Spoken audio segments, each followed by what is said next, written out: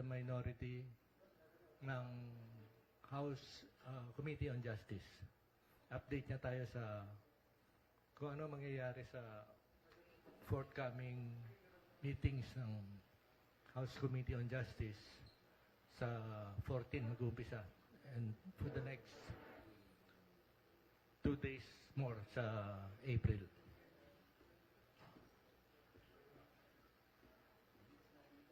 Wala pa si Congressman.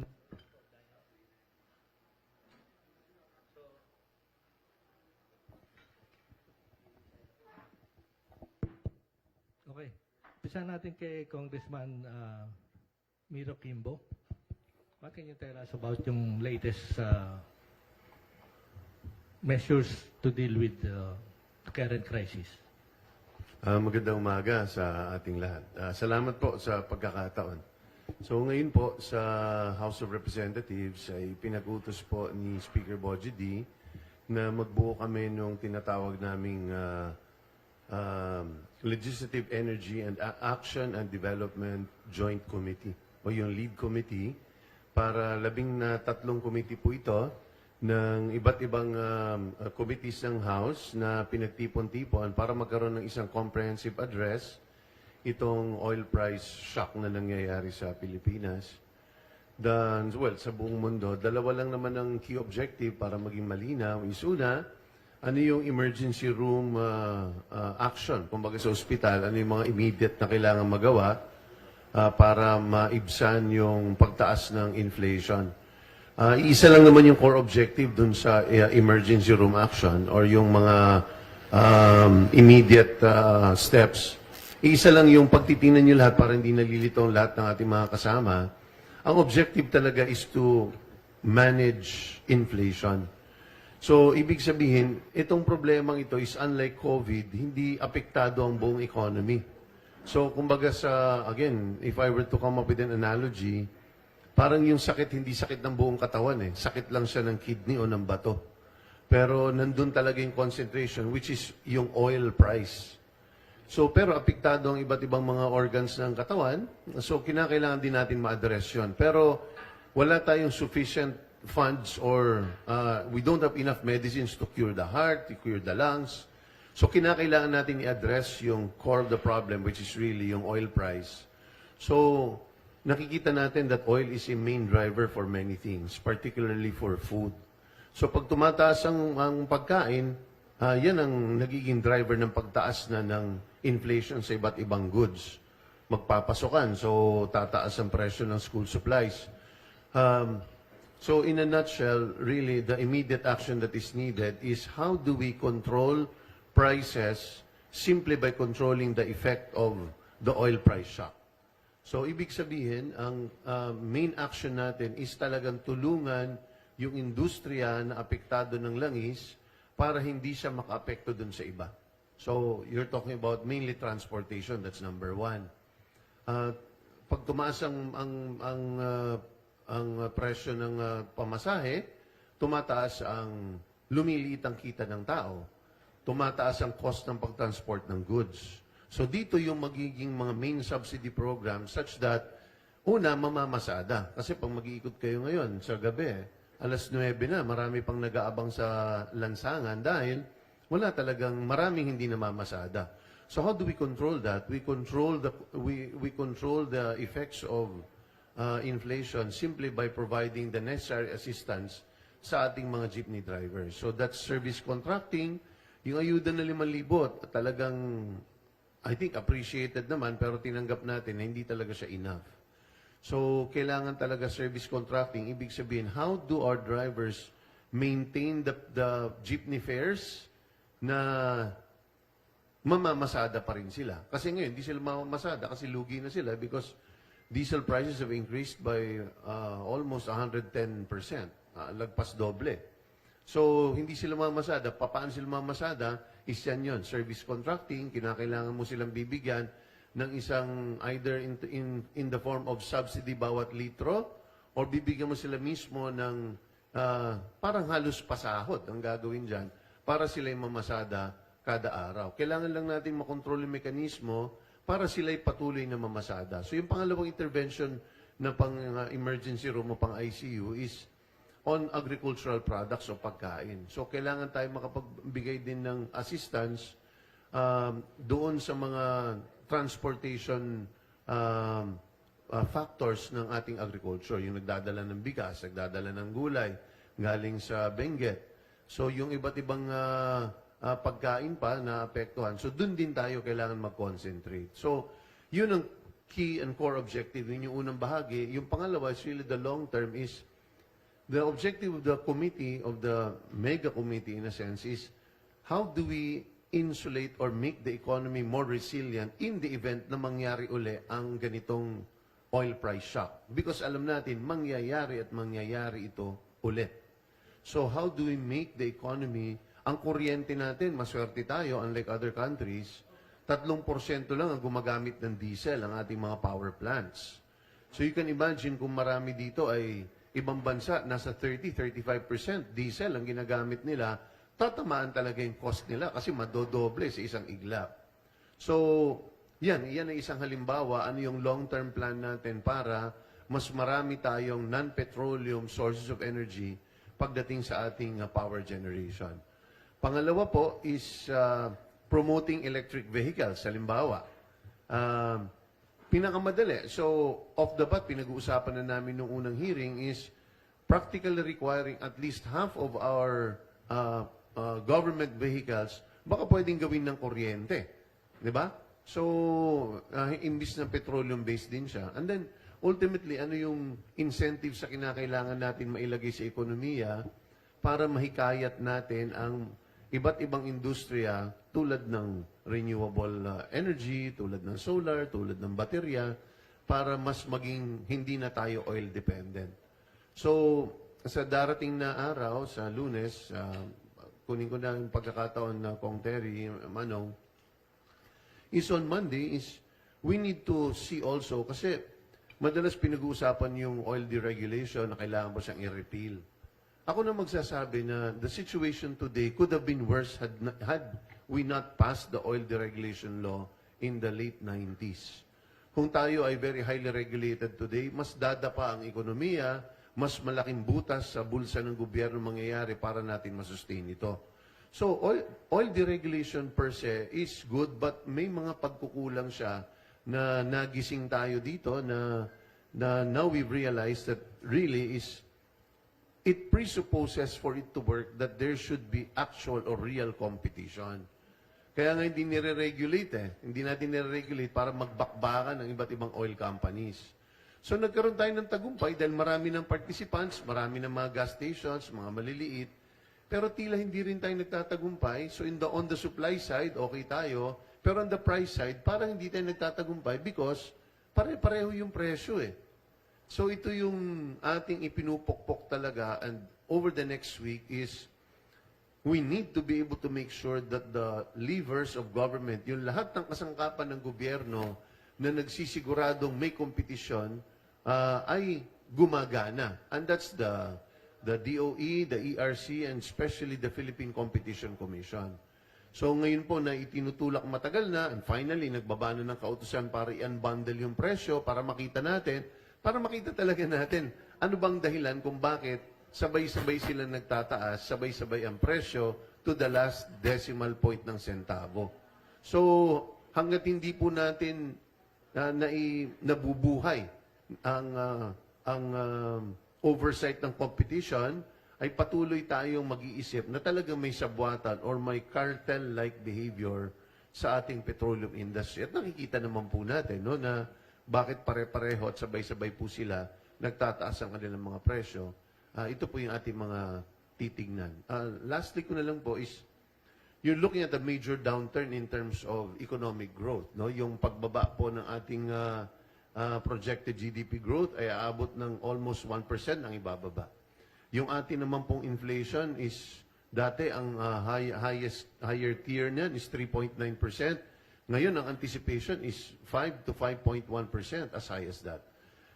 This may seem numbers to many people, pero in reality, what it means is when you have a high inflation, yung kinikita ng tao, effectively nababawasan. Kasi kung kaya niyang bumili ng 10 kilo sa At sa bawat linggo, ang isang tao, ang mabibili na lang niya ay 8.5 kilo. So, saan siya hahanap? Dahil hindi naman pwedeng mag-diet ang kanyang mga kapamilya, magkukulang ang pera. So, ibig sabihin, people will be pushed down towards the poverty line, below the poverty line. Pag humihirap ang tao, mas nagkakasakit, burden na naman sa gobyerno. Pag humihirap ang tao, mas tumataas ang kriminalidad. So, ibig sabihin, tumataas din ang burden sa gobyerno. So, that's why we need to be able to manage all of these things because really there's a higher effect na ayaw natin mangyari sa ating ekonomiya. So, yun po ang ginagawa po natin. Pasensya po, medyo mahaba, no? Salamat na lang sa pagkakataon po. Okay. Kung, alam naman natin na may epekto talaga ito, pero the way some sector are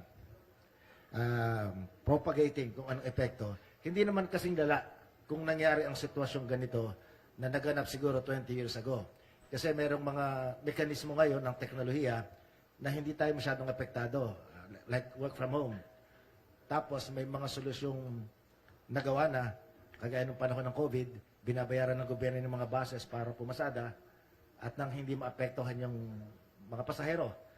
Pwede bang gawin yung ganung mga solusyon ngayon na nakuha natin nung panahon ng COVID, yung work from home at saka yung gobyerno nang re-renta dun sa mga passenger jeepneys and passenger buses?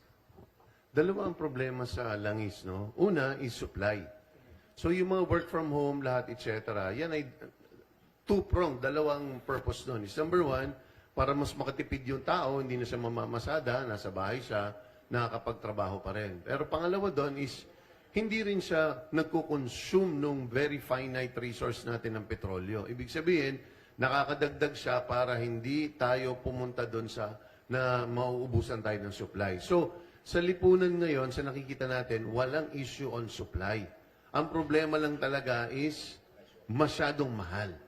So, ang hindi natin ma-determine kung gaano katagal itong giyera na ito, kung magtatagal. Meron silang kapayapaan ngayon, wala pang 3 oras, nagkakaroon na ng bakbakan. So, these are just things beyond our control. Yun yung parati ko pinapaliwanag. The problem that we have is not because of our own doing. And I have to, gusto kong purihin ng gobyerno na marami na rin silang ginagawang in the immediate para ma-address po ito. Ang sinasabi lang po natin dito is, but because it is beyond our control, kinakailangan pag gumagawa tayong hakbang, talagang triple, quadruple time. Hindi pwede yung double time. So dito, hindi pwede yung teka-teka. Kailangan natin makapag-desisyon ng mabilisan, lalong-lalo na ang bawat araw ay importante. So tulad ng suggestion is, marami na tayong naging hakbang kung paano natin pinapababa ang tulong. At lalo ngayon, mas calculated natin dahil hindi buong ekonomiya eh. So transportation ang pinaka-importanting kailangan mabigyan talaga ng solusyon at saka kuryente. Yan ang dalawang bagay na kaya natin considering na hindi ganun kalaki ang ating pondo. Ang challenge na lang dyan is, dapat in terms of also long-term by now, nagagamit na rin natin yung National ID System. Yung National ID System, hindi pwedeng pangalan lang yan, identifier. Dapat yan ay unique ID number, nakalagay ang anong trabaho mo, magkano kinikita mo, meaning nasaan ka in the entire economic decile. Nakikita. Para itong magiging basihan, para tayo namimigay ng ayuda pagdating sa ganitong klaseng krisis. Ikaw ba'y fisher folk? Ikaw ba'y magsasaka? Ikaw ba'y operator? Ikaw ba'y walang kinalaman? Hindi ka makakatanggap kung wala kang hindi ka apektado. So this is also something that needs to be done by PSA because that is exactly the purpose. Because ayaw natin na natatapon yung ayuda dahil pinipili lang kung sino ang malakas sa kapitan, malakas sa politiko. Ayaw natin ng ganon. Gusto natin yung ayuda, epektibo dahil may purpose siya. Ayaw natin mag-spread yung contagion. Ayaw natin mag-spread at lumala yung sakit. Doon lang siya dapat concentrated kung nasaan ang problema. So, iniisa-isa na po natin yon lahat ng...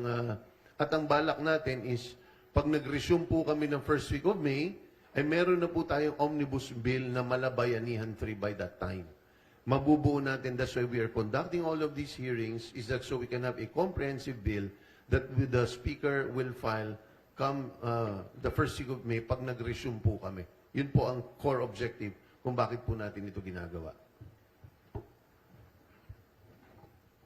Sige, shift muna tayo sa hearings ng Committee on Justice. Kong Terry, ano yung posible mangyari sa April 14? Magandang umaga po sa ating lahat.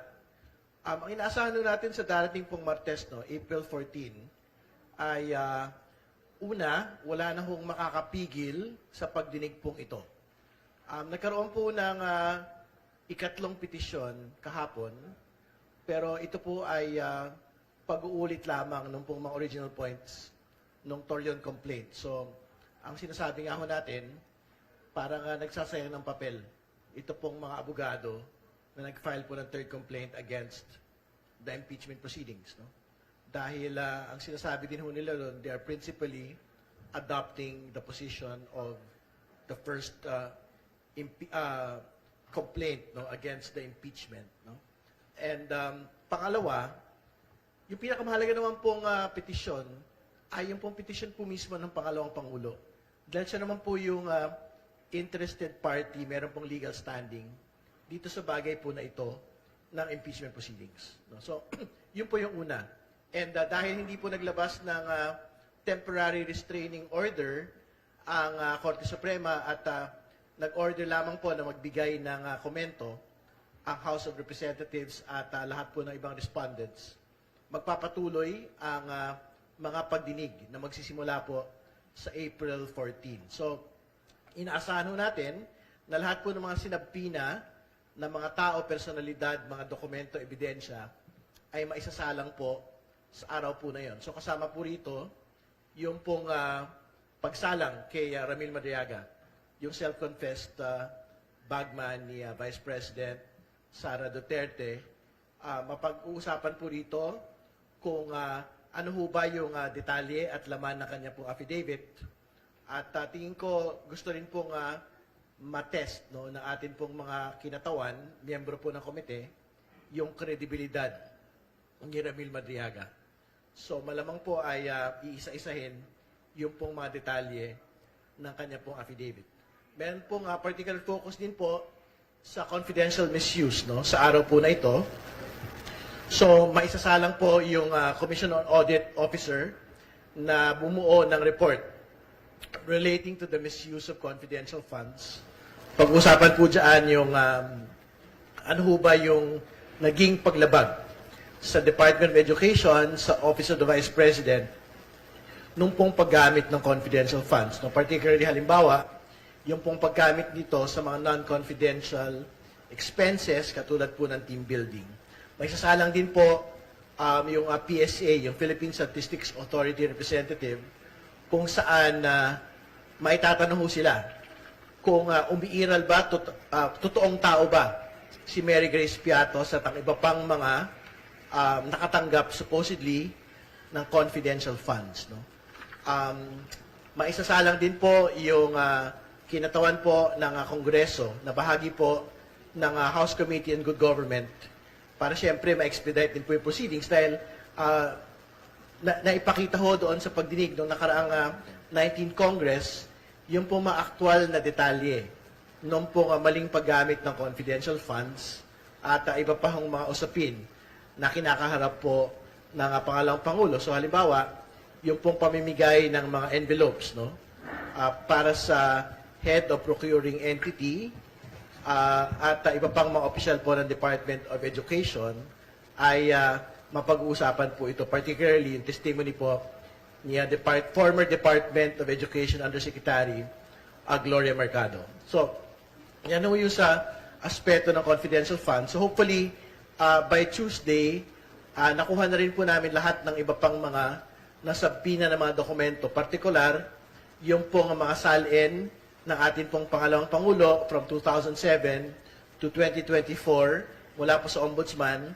Lahat po ng tax documents, including yung income tax returns, ng ating pong pangalawang Pangulo, ng kanya pong asawa, si Ginoong Man Scarpio, at ng kanila pong mga kumpanya na nakalista sa kanila pong sa kanya pong 2024 SALN, no?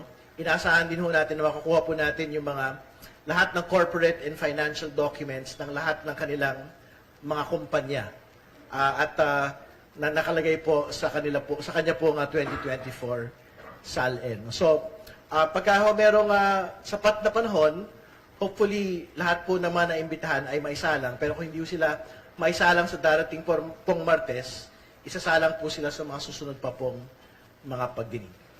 Kung marami po doon sa binanggit niyong mga maaaring testigo, napakinggan na namin at napanood nung nakalipas sa mga taon, maliban kay Ramil Madriaga. Did I get it right na sa order of appearance, uunahin si Madriaga? Mas malamang po mauuna po si Mr. Madriaga doon po sa pagsasalang po ng komite, only because yung pong order ng court no, na pumayag po na magpakita ho siya sa amin pong komite ay meron pong time schedule. No? So, ang order po sa kanya ay magpakita sa amin pong komite from 8 a.m. to 5 p.m. No? So, we would want to respect also the mandate of that court. No? So, hopefully before 5 p.m., natapos na po yung mayor na bahagi ng testimonya po ni Mr. Madriaga. Nalala ko po nung nag-appear dito yung abogado ni Ginoong Madriaga, may binabanggit siyang pwedeng makapagpatunay dun sa kanyang mga salaysay tungkol sa partisipasyon niya as a bagman. Yun daw cellphone na nasa custody ng korte. Yun po ba'y sinampi na rin ng House Committee on Justice? At the moment, hindi pa ho ito nasabpina. Pero ang totoo naman ho, it doesn't have to be subpoenaed during our proceedings. No? Kasi syempre, ang mas mahalaga po muna yung pong katotohanan ng kanyang affidavits. No? So, I think kung significantly convinced ang atin pong mga kinatawan, kahit yung pong pagsabpina nung pong iba pang mga dagdag na mga devices, documents, pwede hong magawa yan, whether in the House proceedings or in the event that we proceed to trial at the Senate. Yung po bang mga narinig naming mga pangalan itong nakalipas na panahon, Madriaga, Gutesa, at saka mga Marines. Sa inyong pagkakalam, somewhere somehow, sa nakalipas na mga taon, ay nagkakasama o magkakakilala? Sa totoo lang, hindi ko po alam. No? Kasi ang alam ko po ay it's an entirely separate endeavor. Ito pong Marines and Mr. Guteza. At it's an entirely separate endeavor. Ito pong kay Mr. Madriaga. But we will see in the course of the proceedings kung meron pong pagsasanga ang kanila pong mga landas.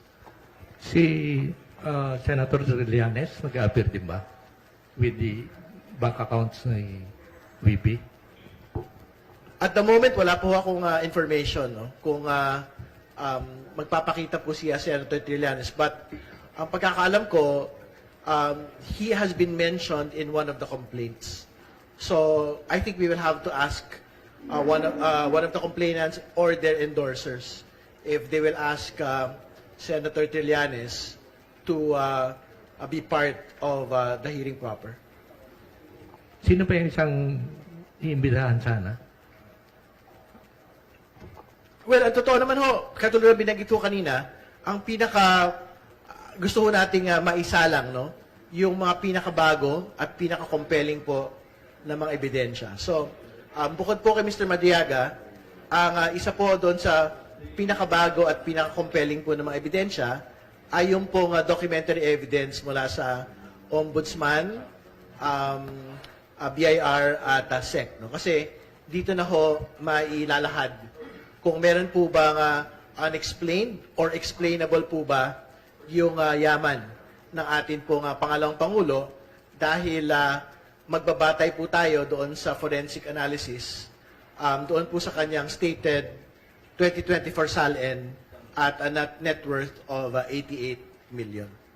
Kong, how strong is the argument that grave abuse of discretion exists to warrant yung intervention ng Supreme Court in this stage of the proceeding? Tingin ko wala akong grave abuse, no? Kahit nga ho, not grave abuse, tingin ko wala akong ganun. Kasi nga, everything that the House Committee on Justice has been undertaking is within the mandate of the Constitution. We are mandated to conduct a hearing after determination of sufficiency in form and substance. Yung po yung una. Pangalawa, within the House rules, meron pong karapatan to conduct a hearing ang atin pong House Committee on Justice after determination of sufficiency in form, substance, and grounds, no? At makapag-elicit po ng mga additional evidence through compulsory processes like subpoenas. And finally, to be clear, yung Supreme Court po mismo in the Duterte versus House case, no? Ang sinabi ho nila doon, ang House Committee on Justice po ay empowered, may poder to receive evidence. No? At kasama po doon sa reception of evidence ay yung po iba't ibang mga klase ng evidence katulad ng documentary and testimonials. Kaya hindi ho totoo yung sinasabi nila na hindi ho pwedeng mag-elicit ng additional evidence ang House Justice Committee. Hindi ho tayo nakatali doon sa mga ebidensya na ipinasa at time of filing. Lalo't higit, ito po ay kung makakadagdag o makakapagpa-weekend doon po sa kaso mismo. Kasi nga, ang sabi ho nila in that petition na final po nitong nakaraang mga araw, sabi nila, hindi, doon sa piskalya nga ho, evidence at hand lang po yung importanteng pagbabatayan. And gumawa tayo ng paglilinaw dyan na hindi yun totoo. Yung po mismo manual ng prosecutors para sa mga preliminary investigation, nakalagay ho ron, empowered ang piskal na mag-issue ng subpoena do sa STECUM at testificandum para kumuha po ng dagdag ng ebidensya. And again, the purpose of this is justice para magkaalaman ho talaga at the level of a preliminary investigation at sa bahagi po namin at the level of hearing proper kung dapat ba talagang tumawid, tumuloy o tumigil yung proceedings po natin batay sa mga umiiral na ebidensya. Yung, teka, si Ombudsman Remulla, do you expect him to come to the hearing with Salens? I think na-confirm po yung Office of the Ombudsman, but I think Ombudsman Remulla stated that he will deploy yung pong officer na meron pong access dito po sa mga Salens po nito. But of course, the Ombudsman himself is welcome to attend the impeachment proceedings po. Kung Ompong Ordonez.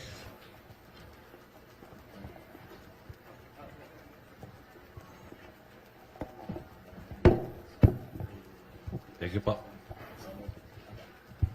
Tungkol po rito sa ating Memorandum of Agreement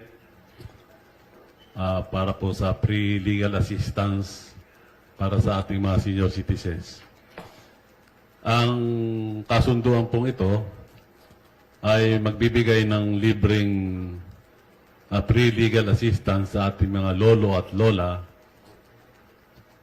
lalo na po sa usapin ng kanilang karapatan, benepisyo at proteksyon laban po sa pang-aabuso at panlilinlang. Nilalapit po natin sa ating mga lolo at lola ang hustisya. Binibigyan natin sila ng boses, kakampi at lakas ng loob para ipaglaban ang kanilang karapatan. Alam niyo naman po, ang ating mga senior citizens ay madaling malinlang. Karamihan ay nabibiktima ng ating mga ng scam. At wala silang access kung ano ang gagawin. Kaya gumawa po kami ng kasunduan ng Integrated Bar of the Philippines para bigyan ng pre-legal assistance ang mga lolo at lola na nabibiktima ng mga panlilinlang o ng ating mga scammer. Ilalapit po natin ang ating mga senior citizens, ilalapit po natin ang hustisya sa mga senior citizens. Hindi po yung senior citizens ang maghahanap ng hustisya para sa kanila. Yun po ang buod ng ating kasunduan. Kasi napakarami pong senior citizens ang nabibiktima. Alam niyo, madali pong paniwalain ng ating mga senior citizens. Mapangakuan lang ng may malaking kita ay yung kanilang mahabang panahon na inipon ay napupunta lamang po sa mga taong ay nambibiktima. Kaya ito po, ako'y nagpapasalamat sa IBP, Integrated Bar of the Philippines, sa kanilang ay pakikipagkasundo sa Senior Citizens Party List para po mabigyan ng hustisya ang ating mga senior citizens. Ito po ay pangbuong bansa, hindi po lamang dito sa NCR. Kaya yun lahat po, kasama ito na isang panawagan ko na rin sa ating mga senior citizens, kung meron po silang problema, ay lumapit po sa atin. Ito po ay, hindi naman po lahat ng problema ng senior citizens ay kasama ron sa usapan. Hindi po kasama rito yung mga usapin ng mga pamilya na paghahati ng property. Yung mga money claim po, hindi po kasama rito. Ito po ay tulong natin dun sa mga lumalabag sa batas para sa kapakanan at karapatan ng ating mga senior citizens.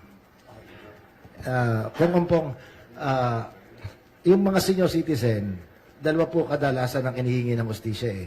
Yung silang dinimanda, pwedeng tumakbo kasi ang libreng abogado sa PAO, Public Attorney's Office, pwede mo lang gamitin pag ikaw ang dinimanda. Pero ang PAO hindi pwedeng gamitin pag ikaw ang magdedemanda. So pag ikaw na-scam at magdedemanda ka, hindi pa pwede yung PAO. Diyan po sa kasundoon, pakikipagkasundo ng Integrated Bar of the Philippines, yung po bang nabiktima na karoon ng injustice, pwede naman siyang magdemanda? Opo, kasi sakop po yun ng ating kasunduan na hindi po basta po idinimanda o magdidemanda basta po para sa karapatan ng ating mga senior citizens, ito po ay sakop ng aming kasunduan. At ito po ay libre. Meron po ba kayong nababalitang inaabusong mga matatanda ng kanilang mga anak o mga apo? Napakarami po. Ito ay sakop ng ating kasunduan. Yung mga inaabuso ng pamilya, yung mga inaabandona, kailangan po nating ipaglaban yan. Hindi po tayo papayag ng ating mga senior citizens ay naagrabyado. Paglalaban po natin. Meron po kasi ako naririnig na kwento, malamang dito marami makarelate.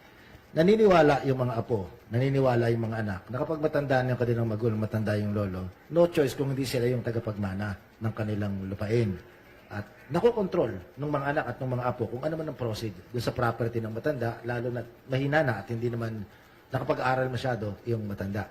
Yung po bang ganung mga usapin, pwede rin ipasok dyan sa IBP? Opo, pwede po natin ipasok yan.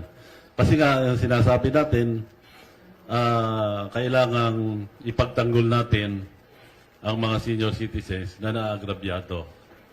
Lalong-lalo na kung nangaagrabyado sa kanila ay mismong pamilya. Bibigyan po natin ng hustisya ang ating mga nakakatanda. Kailangan daw umalis si Congressman Miro. Kayo po nga graduate, hindi naman. Siguro isang maikling ano lang. At baka may tanong kay Congressman Miro. Pagpasensyahan nyo lang po, first time ko dito, pero next time kahit 3 oras po. Pero ngayon talaga, hindi ko lang humatanggihan, pero may activity po yung anak ko eh. Ito ko tawag na po. Apo, hindi pwedeng tanggihan ng anak. Parang magulang yan. Asawa pwede, pero anak hindi. So anyway, ang akin na lang po, sige po. Kung Miro, Ted Cordero po from GMA News Online. Kailan niyo po imbitahan yung mga oil companies for hearing ng cartelling? So this week po yon, magsisimula na po bukas. So iisa lang naman ang i-determine talaga natin dito. So once and for all, we need to find out ano yung nagiging nagpo-push ng behavior. Sorry, Monday po. Sorry, pasensya. Hala ko linggo eh. Ha? So sa Lunes po, is-imbitahin po natin para once and for all po makita natin sila ang nag-file ng kaso sa Supreme Court para i-prevent yung unbundling. Yung unbundling po is ayaw po nila i-reveal kung paano po nila in detail kino-compute ang kanilang mga presyo. So, kailangan po natin malaman kasi bakit po kung iba-iba po yan eh. Ang mga oil companies, para din pong sari-sari store. So, kumbaga, pag nasa isang kalsada yan, ngayon, nire-require ng DOE every Tuesday dahil sabi nila, ayon sa batas, yun po nakasaad, na kailangan daw po ang price adjustments ng mga oil companies, ginagawa lang nila dapat once a week. Every Tuesday by 10 in the morning, nakapag-submit na po sila. So para pong hindi nalalayo yan, parang sa isang maliit na kalsada, nire-require mong lahat ng sari-sari store, maglabas kayo, magkano ang presyo ninyo tuwing Tuesday 10. Magkano ang suka mo, ang isang cellophane na suka, langis, asukal, magkano ang chichirya, cup noodles mo dyan, kailangan nyo ideklara. Kapag ganyan po, sa nangyayari natin sa oil companies, pare-pareho po yung presyo. Merong general formula po on cost of to import, meron po yung income nila, yung premium, insurance, tax. Essentially, yun po, freight. Yan po yung mga basic items ng kanilang costing. Pero ang katakataka dyan ho is, bakit pare-pareho po? Kung yung tindahan po sa sari-sari store, meron po dyan nakakabili ng pang-isang buwan na pupunta sa grocery dahil malalim ang kanyang bodega o meron siyang kapital. Yung iba po, every 3 days, 4 days, nagpapalit ng inventaryo dahil yun po ang araw ng paniningil at paghingi nila nagdagdag na kredito galing sa Bombay. Hindi pwedeng magparehong presyo niyan kasi, so sa ngayon po, bakit nagiging pare-pareho? So, I strongly believe that itong DOE circular that mandates our gas companies to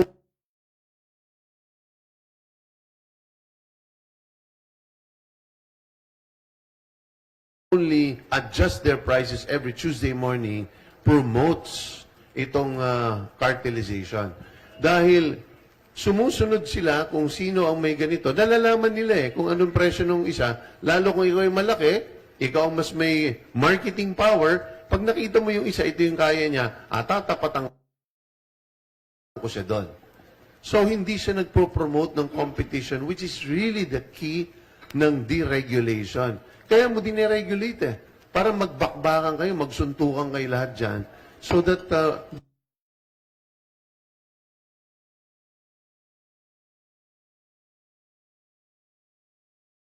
Filipino people can get the right price. But what is the missing element? It will only work if you have a very strong anti-competition policy and monitoring.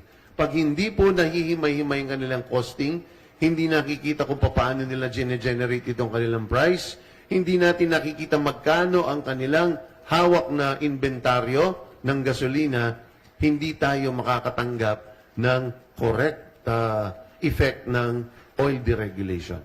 Sir, ako po si JC from TV5. Ay, To be JC. very clear, yun pong sa Monday, iimbitahan pa lang sila or haharap na sila sa Monday? Haharap na po sila. Imbitado na po natin sila sa Lunes. Pero I have to stress, along with 56 other resource persons. So, nung isang araw, nandun si Kong Terry, si Manong nandun din. We started at 9:30 in the morning, we finished at 9:30 in the evening. So, ganun kadami. Pero ang utos naman ni Speaker Boji Dijan is, we cannot get the right policy unless we get the right facts. So, talagang hihimay-himayin po natin. Tapos sir, for soundbite lang, dahil nga yung na-observe nyo na may cartel-like na pricing, dapat pong mag-intervene din ang PCC and ERC to investigate. Correct po ba? Tama. Because like I said, gagawin ko lang very simple. Oil deregulation by itself had fantastic objectives. Noon, tatatlo ang participants natin bago na deregulate. Ang pinakamalaki pa ay gobyerno. So government kept pumping in, subsidizing oil operations. Alam naman natin ang gobyerno, walang kapasidad magpatakbo ng isang private company. So, diniregulate natin simply for 2 reasons. We wanted investors to come in kasi ayaw nila pumasok. Ba't kami papasok? Ang kalaban naming gobyerno, siya rin ang nag-i-impose ng regulation. So, inimbita natin sila at maraming pumasok. Gusto rin natin pangalawa, may mga refineries na pumasok. Dahil gusto natin, mas nakakatipid tayo. Dito ginagawa yung finished product. But those 2 things today are not working. Ibig sabihin, we have less refineries than when we started after the deregulation. And then pangalawa, ang presyo ay hindi siya akma sa competition. So the PCC and the Energy Regulatory Commission as well as the DOE, they need to work. Kailangan nilang magtrabaho kasi sobrang tagal nang inaantay nito. Hanggang ngayon, wala pang kahit isang findings na naglabas sila na meron talagang cartel-like behavior na kahit mismo ang Secretary ng DepEd sinabi na even without looking at the facts, the fact that when we see the pricing happens this way and the mechanism for adjustment happens only once a week, ay nakikitang may cartel-like behavior. So the PCC needs to do its job. Kong, pabaon lang bago kayo umalis. Meron bang basihan yung panawagan ng ilan na itigil yung impeachment proceedings sa Kongreso dahil magpapalala lang ito dun sa maaaring kaharapin na krisis pang ekonomiya ng ating bansa?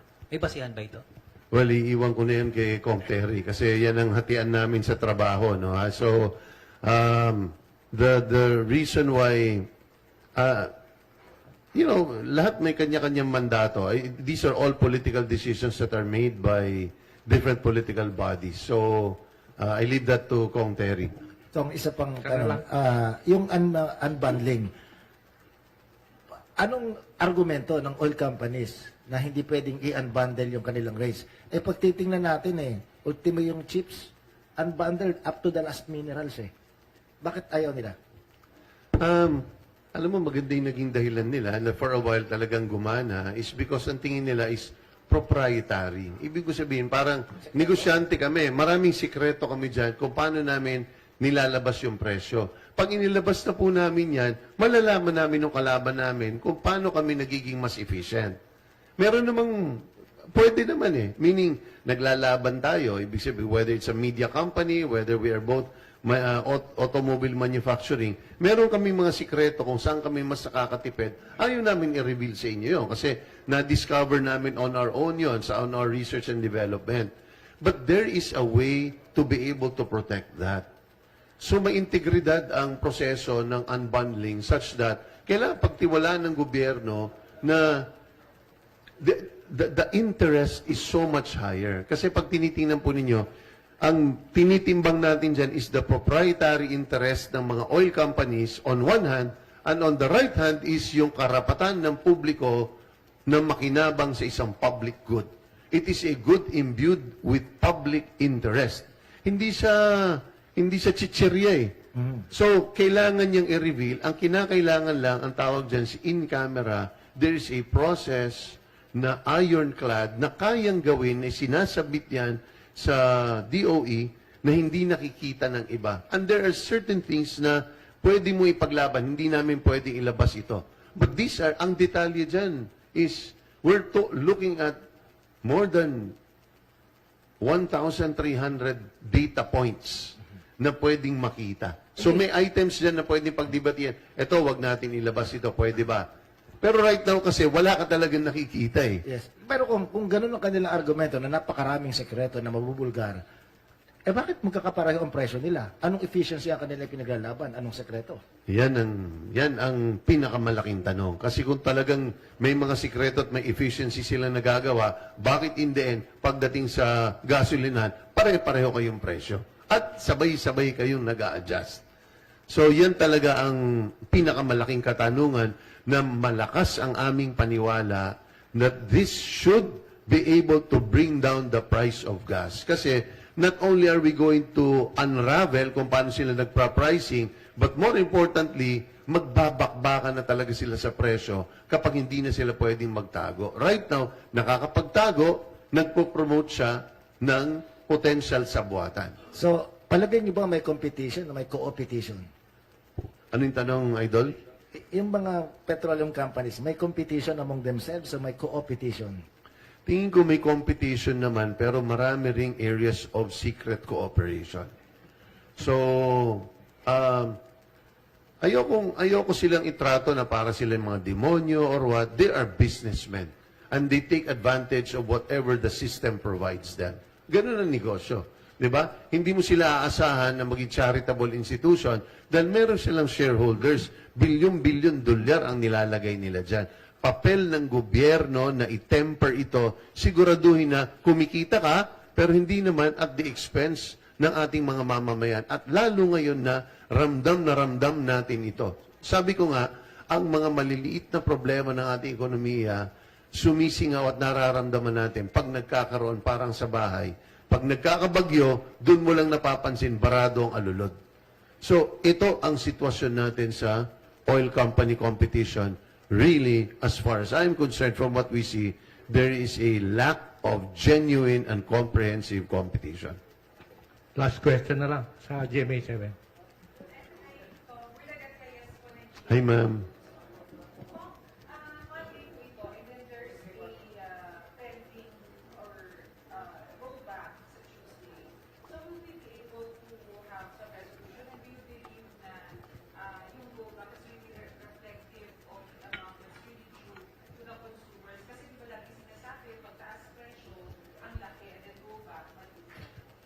Yan talaga ang isang bagay, no? So, meron din kasi silang isang konsepto dyan. Ang tawag ng mga ekonomista dyan is the prices are sticky up. Di ba? Yung hindi talaga siya bumababa. Pag umaakyat, mabilis. Pero pag bababa, hindi talaga siya bumababa. So, ang isang bagay na kailangan natin makita dyan is yung konsepto kasi ng mga oil companies sa pinapaliwanag nila. Simple lang naman sa ating mga mamamayan eh. Binili po ninyo yan ng 50 pesos kada litro. The following day, ay nagtaas siya to 80 pesos. Parang hindi naman fair. Binili mo ng 50, ibibenta mo ng 80. Ubusin mo muna yung 50, total hindi mo pa nabibili yung 80. Diba? Hawak mo na siya eh, nabili mo ng 50. So, porkit nagtaas internationally at 80, magtataas ka to 80. Parang hindi fair. Ang argument nila dyan is, kailangan namin ng replacement cost. Pag binenta namin yung 1,000,000 litro namin ngayon na binili namin na 50 pesos, okay, sige, binili namin 50 dahil yun ang natamang computation. Yung aming marirecoup, pag binenta namin yan, wala na kaming pambili kasi 80 pesos na per liter eh. Naintindihan niyo po ako? Saan sila pupunta? So tama naman yon, gusto niyo kontrolin yung kita namin, but paano pupunuan? Ngayon, pagbabalik na kami ng Singapore, gusto namin bumili uli ng 1,000,000, sasabihin nila, 1 million na ngayon. 80 pesos na per liter. So, kamot ulo sila. Paano yun? Binenta natin ng 50. So, that's why they call it a replacement cost. So, even if we bought it at 50, we have to charge it at a higher amount, close to 80, para meron kaming pambili. Otherwise, mawawalan tayo ng langis. Kasi ang gagawin nila is, 50 namin na ibenta. Babalik kami Singapore, 80 na ang bagong supply. So, ang gagawin nila, mag-aantay tayo. Hindi tayo muna bibili kasi malulugi tayo. 50 lang natin na ibenta, 80 tayo ngayon ang ating pagbili. So, we will stop and that's going to be a worse problem for us. So, tanong natin dyan is, hindi tama yung replacement cost formula. Hindi pwede kasi wala silang kahit kaunting sakripisyo. Dito pwedeng pumasok ang gobyerno. So it's a liquidity issue. Nagkaroon sila ng 30 pesos kaagad na butas. Hindi sila makabili. So ang isang suggestion namin dyan is, since it's a liquidity issue, kasi pwede naman bumaba the next month eh. Bakit hindi natin pautangin ang gas companies ng reasonable rate, ang interest, para meron silang pambili? Because oras naman na bumaba the next month, mababayaran tayo kagad kasi kumita sila eh. So these are things that need to be done or undertaken so that on all sides of the supply chain, nagkakaroon tayo ng intervention para hindi nalulugi in the end na ipapasa sa mga mamamayan yung cost ng pagtaas ng presyo ng langis. Sige, Okay. thank you very much. Maraming salamat po. Okay, Salamat sa thank you. karangalan. First time ko po dito. Sana maimbitahan niyo po ako ulit. Okay. Maraming salamat po. Madami pang pagkakataon siguro in the next one. I-ano lang natin. Ito na po kayo sa gitna.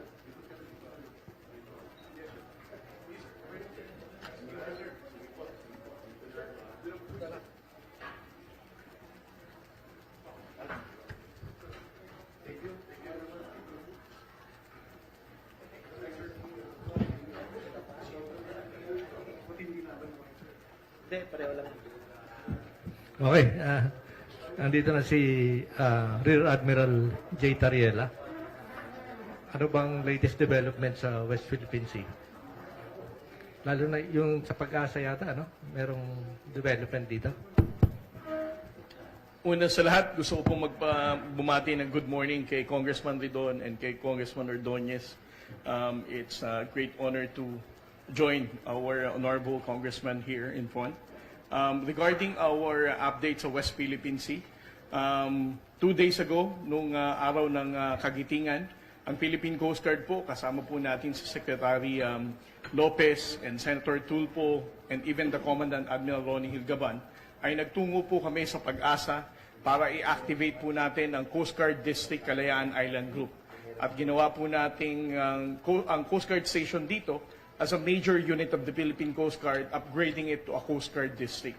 The main objective of the national government, ito po ay inaprubahan ng ating Pangulong Ferdinand Marcos Jr., na i-upgrade ang Coast Guard unit dito sa Pag-asa for 4 reasons. No?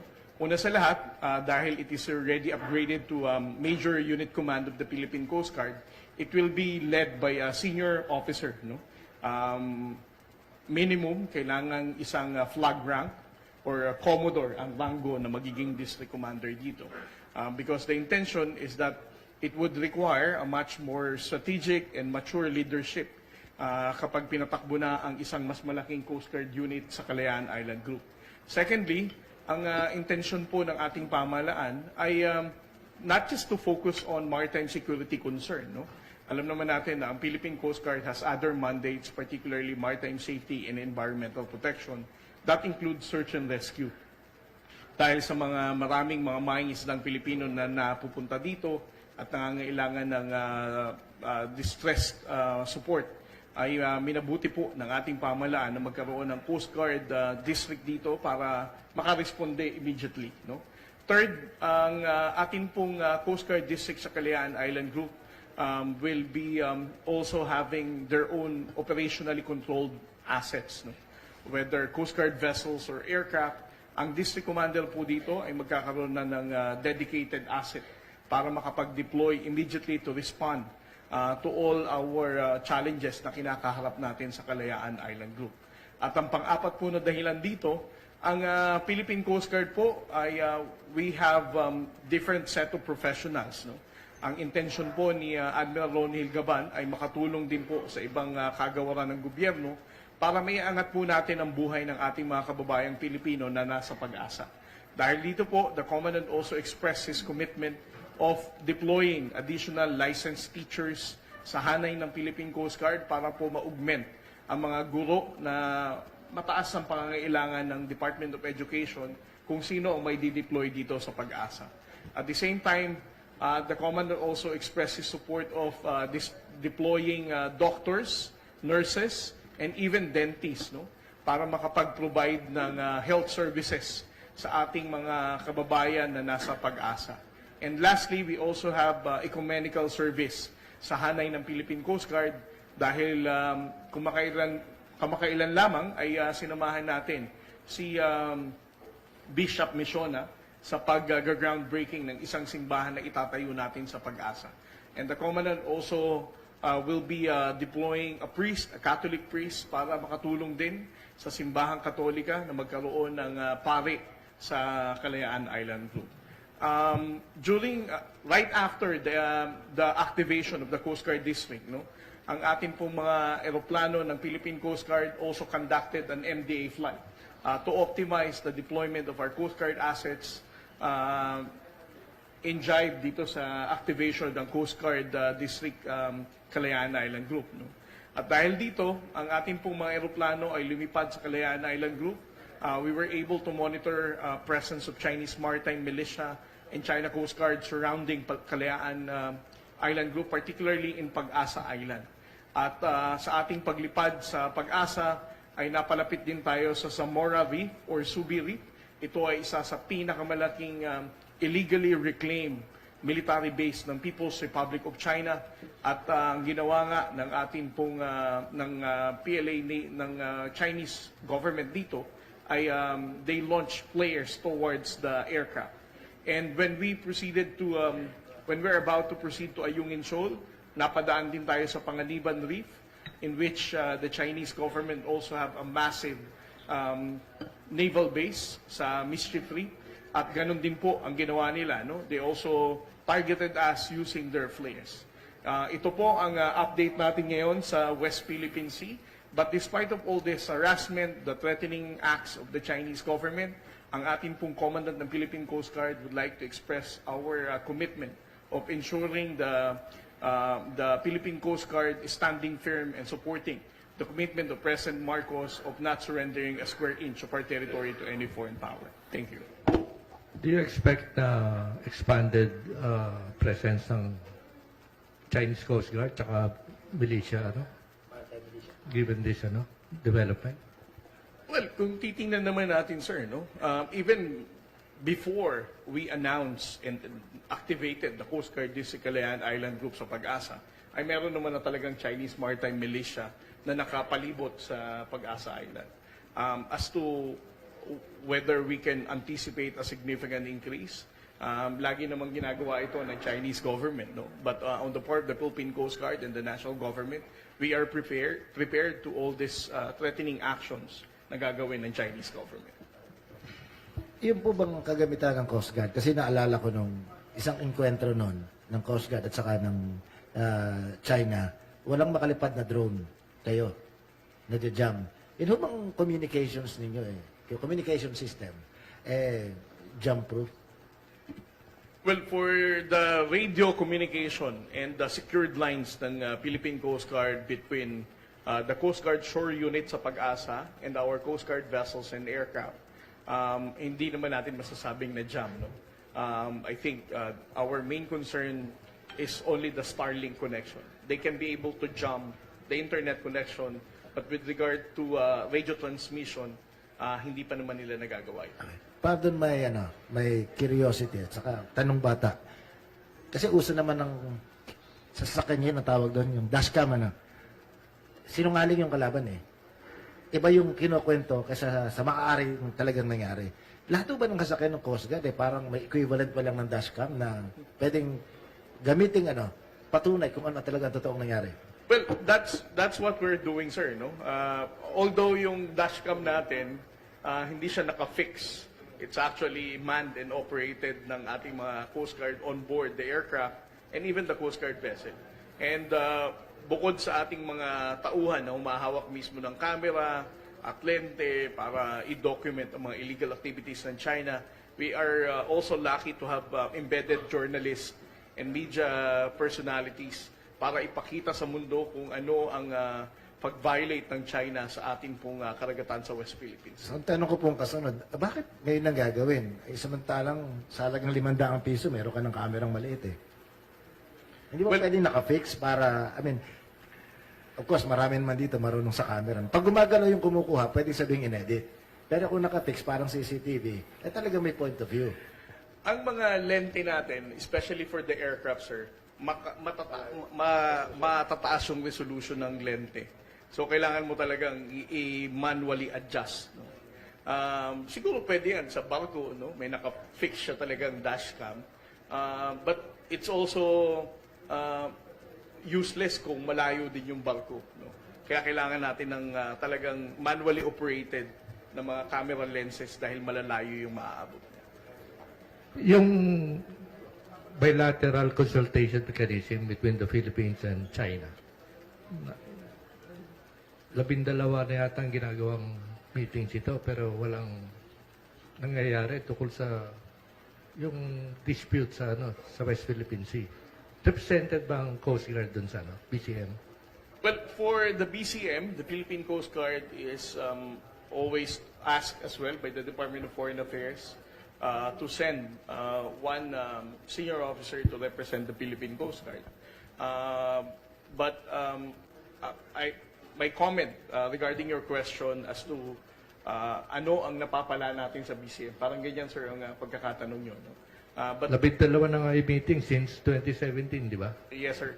But again, I support the Department of Foreign Affairs. Ako ay naniniwala na BCM is still relevant in a way that we are still talking to each other. No? as to the impact of the BCM, the mere fact that both sides are willing to discuss and have dialogue, that is still a good advantage point for both parties. Ino bang mga diplomat natin na yan, no? Mga diplomats natin, hindi na tumututol din sa Transparency Initiative. Pwede po nyo hindi pala sagutin. Well, first of all, sir, I don't think that any member of the national government is against the transparency efforts of the National Task Force for the West Philippine Sea. No? At alam naman natin kung gaano kahalaga ang transparency effort when it comes to the West Philippine Sea. According to the recent survey, 94% of the Filipinos last December expressed their support, no, at appreciation of what the national government is doing, making everybody aware of what's happening in the West Philippine Sea. Hi sir, si Jervis po sa ABS-CBN. Sir, baka natanong ka na dito in the past few days, pero gusto namin na marinig ulit. No, ano po ang position ninyo dun sa proposal for joint oil exploration between China and the Philippines? Which is, sinabi ng ilang mga critics ay it's expected to weaken our stance sa pag-claim ng ating mga rights sa West Philippine Sea. Well, I reserve my comment on that particular issue. The President has spoken, the Department of Foreign Affairs also said something else. So I would choose not to respond to it. Thank you. Okay sir, we respect that. Sir, doon na lang sa EO 111 ni President Marcos, no, nag-issue siya ng EO na gusto niyang in order nga na pangalanan ng Filipino names sa mga features sa West Philippine Sea. Ano po ang comment po natin? Para sa akin, I appreciate the executive order that was signed by President Marcos, allowing us to call all of those maritime features sa kabuuan ng Kalayaan Island Group sa pangalang Pilipino. No? At least we can have legitimacy at some point because we use our own language naming those particular maritime features. Pwede kay Kong Ompong. Kong, magtanong lang po ako sa inyo. Sa ganitong sitwasyon ho, kung saan nakikita natin yung gobyerno ay nag-renew ng pamimigay ng ayuda sa ilang sektor ng ating lipunan. Paano po ang postura ng mga senior citizens? Nakakatanggap po ba ang karamihan sa kanila? O dependent pa rin ito dun sa mga LGUs na ibinibigay? Well, actually, hindi ayuda yung natatanggap namin, kundi yung sa social pension for indigent. Ngayon, nakakatanggap sila ng ayuda, yung tinatawag natin AIX. Pero dito sa mga nangyayari na to, wala akong nababalitaan na ang ating mga senior citizens ay nakakatanggap ng ayuda. Nasaan na po tayo sa puntong ito kung saan hindi ba dapat universal o pangmalawakan po yung binibigay na pensyon? Pero ngayon po parang base sa pagkakaunawa natin, depende po sa kakayahan ng mga LGU pa lang. Meron po bang hakbang na ginagawa ang partido ninyo para may sa katuparan yung isang universal na pensyon para sa ating mga senior citizens?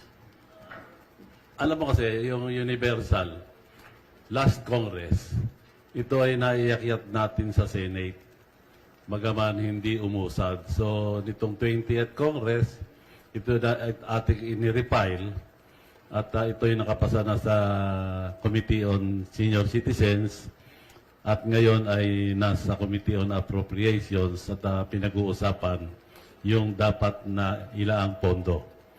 Now, yun nabanggit mo yung local government mga local government ordinance kasi yan na nagbibigay sila ng ibang benepisyo para sa ating mga senior citizens. Yan ay depende sa kakayahan ng isang LGU.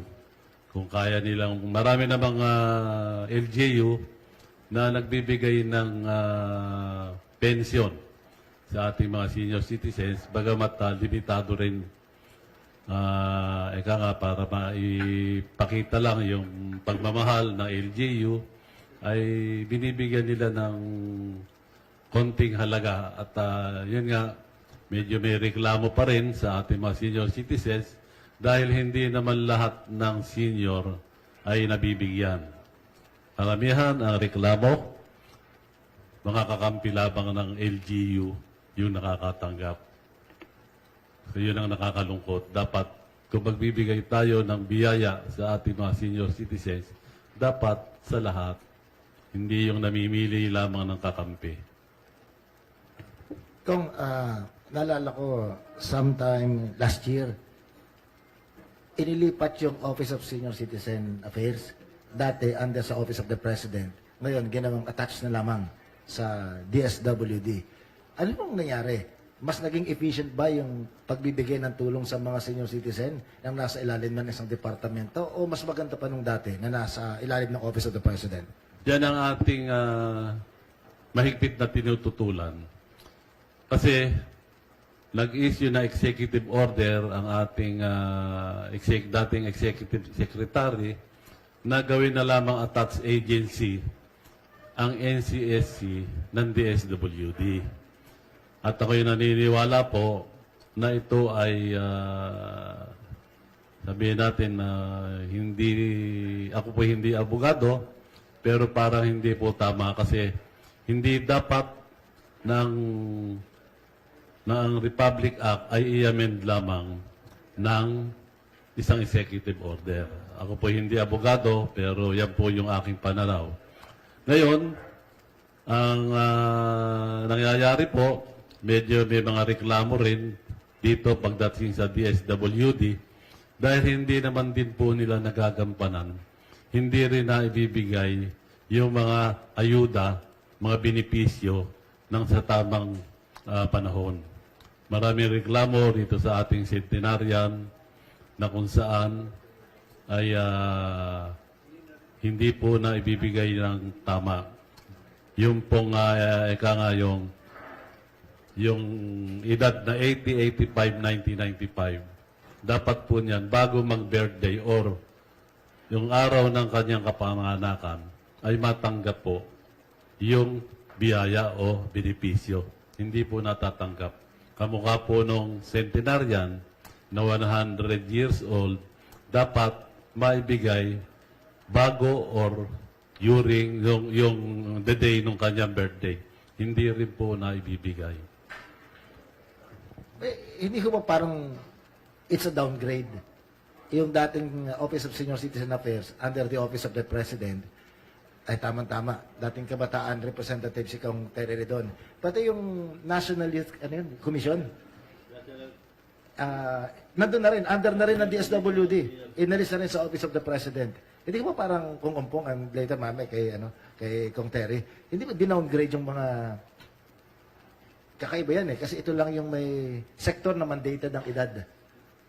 Kaya po i-create yung ating Republic Act 11350 o yung creation of National Commission of Senior Citizens para po mayroong isang komisyon na tututok sa ating mga senior citizens. Isang komisyon na yung independent commission na doon lang nakatutok. Kaya po tinututulan ko kasi sa dami po ng mandato ng DSWD, ay ako'y naniniwala na hindi naman nila kayang gampanan. Pagkamukha niya, nagkaroon ng kalamidad, o di mapapabayaan na ng senior. Kamukha nitong crisis natin, nakatutok sila ron sa mga apektado nitong crisis, nalimutan na naman ng senior citizens. Kaya po, ako'y nakikiusap sana na ibalik ang National Commission of Senior Citizens sa Office of the President. At ito po'y matagal ko nang ipinakikiusap sa ating Pangulo. Kay Kong Terry,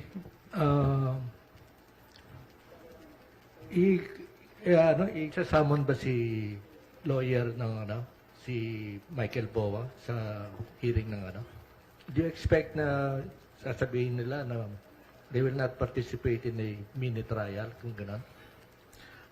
Si Mr. Powa po is being subpoenaed not as a part of the defense panel but as a high-level official of the OVP and the Department of Education. In previous public statements po, sabi niya, he will attend. And he will not invoke client confidentiality on questions relating to his work in the OVP and in the Department of Education. So hopefully we will see him there on Tuesday po for him to honor the subpoena of the House Committee on Justice. May statement na siya na dadalo siya. Wala pa siyang pinaabot no, sa komite, pero I think we had seen some of the interviews that he had made in the previous days. Yun po yung mga commitment na binanggit niya. So, hopefully, he will deliver on that commitment. Sige, questions from media? Sa impeachment complaint? Habang wala kay Butch, tanongin ko lang si Kong Terry, dun sa issue ng coup sa House leadership, totoo pa ba ito? O ano pong masasabi niyo dun sa aligasyon na bahagi ito nung intention para sagkuan yung pagpapatuloy ng impeachment proceeding? Alam po ninyo, sinabi ko na po yan kahapon, ano? Tingin ko bahagi po ito ng propaganda ng mga alyado ng pangalawang Pangulo para madistract yung mga miyembro po ng Kamara at yung pong mga kababayan natin doon sa darating pong pagdinig sa April 14. Yung pong usapin po ng leadership shake-up sa House, wala ho yung batayan. Kasi una sa lahat, yung pong mga pagpapalit ng liderato, hindi ho yung nagaganap sa panahon po ng break. Ang pagganap po ng mga pagpapalit po ng liderato during the course of session. Kasi para makapagpalit ng speaker, kailangan po ng motion to vacate yung pong leadership positions. So, ibig sabihin, kahit halimbawa, meron silang numero ngayon, at papalaki halimbawa yung bilang, paano ho nila papalitan yung speaker? Pero, more importantly, wala ho silang bilang. Yung pong galing pong naitatala, no, na mga sinasabi, meron lang ho silang 10 o 20 atang mga tao, hindi namin alam yung mga pangalan nila, kung meron mang, o kung totoo man ito. Pero, ano ho ba yung threshold vote to replace a speaker? 160, yung pong requisite vote para magpalit. So, medyo malayo. Parang platitong Manila ho yun. Yung kung 10 lang ho sila, hindi ho, in fact, mas malaki pa ho yung minorya. Doon po sa 10 ho nila sa kasalukuyan. No? So, but again, tingin ko hindi ho yun totoo, wala ho yung batayan, intriga lang po yun. In the same manner, na yung pong pag-iintriga ho doon sa kalusugan ng Pangulo, ay paulit-ulit hong binabanggit ng pong mga supporters at alyado ng atin pong pangalawang Pangulo. Sir, ano po ulit, JC from TV5. Si VP Sara, lagi naman siyang invited, no? Kada may hearing yung House Justice Committee. Tama po. Sa lahat po ng pagdinig, meron pong karapatan ng atin pong pangalawang Pangulo na ilahad ang kanya pong mga ebidensya, ilahad po ang kanya pong mga depensa. Nakalagay po yan sa House Committee on Rules. At bahagi po yan ng pong paggalang ng due process rights ng atin pong pangalawang Pangulo. Okay. Pero di ba nung first hearing, no-show siya? Sa pangalawa kaya, ano pong expectations ulit natin? Wala kami expectation. So, malaya po ang pangalawang Pangulo na humarap at magpresenta po ng ebidensya sa lahat po ng mga pagdinig, pero malaya din po siya na hindi po magpakita. Essentially, waiving her right to present her defense. But, again, to be clear, in the event that the Vice President actually goes to the House Committee on Justice and presents her evidence, yung kanila pong Supreme Court petition will be immediately be dismantled. Kasi jurisdictional po yung question nila sa Korte Suprema. Wala daw pong jurisdiction to proceed yung po House Committee on Justice. So, pag nagpakita siya dyan, syempre, that is basically admitting to the jurisdiction of the committee on her and or other impeachable officials in the manner that we had proceeded from the beginning up until this moment.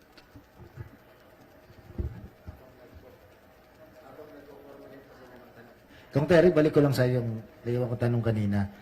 Kasi si Kong Terry, alam naman natin yan, dating kinatawan ng kabataan. Isa yung tanggapan ng kabataan, kagaya ng Office of Senior Citizen, na nalipat from Office of the President napunta ng DSWD. Sa tingin niyo ba, nakaganda yun? O mas magandang nasa ilalim ng Office of the President? Balikan lang ho natin yung pagpapalit from OP. Lahat po ng mga sectoral offices, no, katulad ng National Commission for Indigenous Peoples, Philippine Commission on Women, Presidential Commission for the Urban Poor, ito nga yung sa Senior Citizens Commission, and I think even po yung National Youth Commission, inilipat po ito from the Office of the President to the Department of Social Welfare and Development, no? Nung po panahon ng dati pong gobyerno. I think yung pong objective po nila dito ay dahil siyempre ito po ay marginalized sectors and better na mailagay po within a social protection agency katulad ng DSWD. Ito pong mga opisina po na ito. Pero I think we have to be very clear na hindi lang naman po social protection yung pong usapin nung po mga marginalized sectoral commissions na meron po tayo. So for example, yung pong youth, yung pong urban poor, hindi lang naman ho ayuda, for example, yung kailangan ng mga urban poor. Kailangan din ho nila political representation. Kailangan din po nila housing. Hindi ba? Hindi naman ho yan matutugunan ng social welfare and development objectives lamang. Di ba? In the same manner, yung senior citizens, ganun din ho yun. Hindi lang naman ho ayuda at pensyon at kung anong mga tulong sa mga matatanda yung pong mahalaga para sa kanila. Yung political participation po of older people at the twilight of their lives, it is not something that can be responded to by a social protection agency. Kaya even then and up until today, I think marami po doon sa mga marginalized sector leaders, I think they would still insist that magkaroon po ng pagbabalik from DSWD back to the OP. And it is not a slight on DSWD. I think they're doing great work on social protection. Pero if you would want to be able to reflect yung comprehensive nature of the work of marginalized sectoral commissions, I think it is properly placed at the level po of other executive offices under the Office of the President. Kung may isang nakaka-bewilder na pangyayari sa paglilipat ng mga commission under the office ng DSWD. Kagaya ng NCIP. Usually, yung indigenous people, ang problema dyan kapag merong mina dun sa kanilang ancestral land. Dalawang titulo natin, yung ancestral title at saka yung kanti yata ang tawag doon. At yung titulo na yung Torrens title na ginagamit natin bilang may-ari ng lupa. Imagine kapag tumututol, gamit yung kanilang ancestral rights, ang isang indigenous group sa magmimina, magrereklamo yung commission, aakyat doon sa DSWD. So, ano dadalhin ng DSWD? Ayuda. Well, yun po nga yung actual consideration. For example, NCIP po. Ang trabaho nga niyan, sila din po yung nagbibigay ng certification na hindi po naapektuhan yung mga indigenous lands, ancestral domains and lands nung pong mga development activities. Hindi ba? Yan ganyan po mga bagay that I don't think that is something that is within the mandate of the DSWD. So for example, doon po sa Urban Poor Commission, kasama po doon sa mandato nila yung pong PDC, yung pre-demolition conferences, no, para tiyakin po na wala pong marahas o madugo pong demolisyon sa mga komunidad po na maralitang tagalungsod. I think that is a mandate that is a bit separate from the social protection mandate of the DSWD. Hindi ba? So, kumbaga, kailangan mo talaga umiral separately, independently po ito mula po sa social protection mandate ng DSWD. Di ba ang DSWD, sila yung puso ng gobyerno. Imagine ko yung dapat caring department ng DSWD dahil under nila itong mga komisyon ito na pwedeng mag-dispense ng desisyon na makaka-apekto sa sektor na kanilang nire-represent, hindi mo parang ano yun? Parang baliktad. Yung dapat na nanay na tatakbuhan mo, siya yung nanay na papalo sa iyo. Hindi, well, yun na nga ho. So, I think ang bola po ay nandun sa mga komisyon. I mean, kung sila naman ho ay magsasabi na we would want to return to the OP as the mother department or mother agency of all of these commissions, tingin ko naman ho, pakikinggan po ito ng Pangulo. Sa ano po, sa Coast Guard. Dumadami na po yung patrol base ng Coast Guard. Hindi ko kaya dumating sa punto na mas marami pa yung ating patrol base kumpara sa ating mga assets. Hindi naman siguro, sir. No? I mean, and siguro naman. I mean, we have 10 44-meter vessels. We have 297, 183, and 424. Well, obviously, outnumbered yung number of days right now. So, for example, ang position natin in a month, we have 27 sailing days in Bajo de Masinloc. So, 27 days, matagal yan, sir. Kung ito-total mo ang number of vessels that we have, obviously, outnumbered nga ang number of days. But again, let me also reiterate the fact that the national government is also supportive of acquiring more Coast Guard vessels. Ang pinakamalaking number of vessels na dadating sa atin will be coming from France. No? 20 of that will be constructed in France, and then the other 20 will also be locally constructed here in the Philippines in support of our local shipbuilding. So by that time, mas outnumber na ang number ng vessels natin with the number of days that we sail in a month. Yun ho bang mga darating na mga bagong sasakyang pandagat na ito galing sa France? Yan ho ba naman may kakayahang maglayag?